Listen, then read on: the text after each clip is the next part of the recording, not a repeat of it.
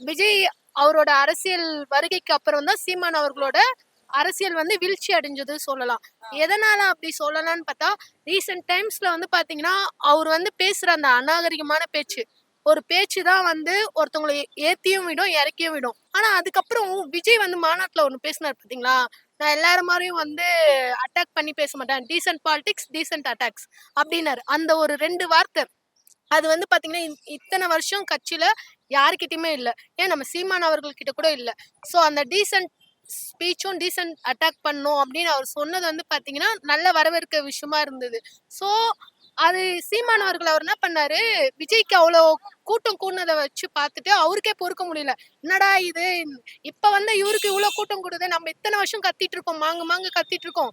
நம்மளுக்கு இல்லாத வரவேற்பு இப்ப வந்த பையனுக்கு இருக்கேன்னு சொல்லிட்டு அவருக்குள்ள ஒரு பொறாம.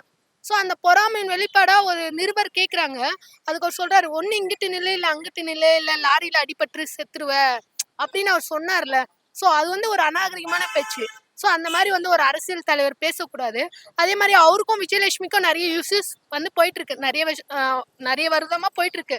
அந்த ஒரு நிருபர் ஒருத்தர் கேக்குறாருன்னா, உங்க மேல தப்பு இருந்தா தப்பு சாரி என் மேல தப்பு இல்லன்றத நீங்க சொல்லலாம்.